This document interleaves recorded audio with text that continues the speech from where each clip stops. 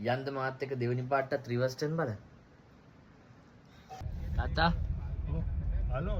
අම්මා. හලෝ.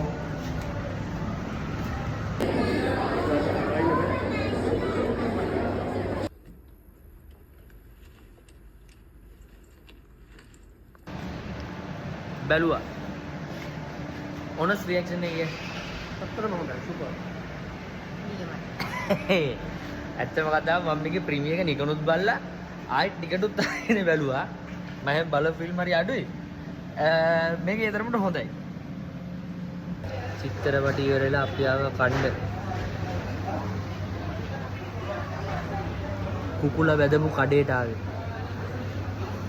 අපි ආව ගෙදර. හරි. කොහොම හරි ඔහොම තමයි වුනේ. ගියා ෆිල්ම් එක බැලුවා.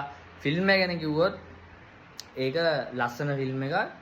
සහ අර හැමදාම දකින්න අර ලව් කතාවට අමතරව අර පොඩ වෙනස් විදිහේ අමුතු චිල්ල එකක් තියෙන ෆිල්ම් එකක්. මම කට්ටියට කියන්නේ ඉතින් ගිහිල්ලා බලන්න. මොකද ඇත්තටම මම දෙපාරක් බැලුවා. ඒ කියන්නේ මම ඕක අපි ප්‍රීමියර් කතා කරලා ඒකත් බැලුවා. ඊට පස්සේ ආයි ඒක බලන්න ආසයි. ඊට පස්සේ ගෙදර ඇත්ත එක ආයි ගිහිල්ලා බැලුවා. සාමාන්‍යයෙන් මං හිතනවා ඒක මට එහෙම දෙපාරක් බලපුව ෆිල්ම් හරි අඩුයි. ඒකින්ද මම ඔයගොල්ලන්ට සජෙස්ට් කරනවා යන්න රිවර්ස් ටර්න් බලන්න. ජය වේවා.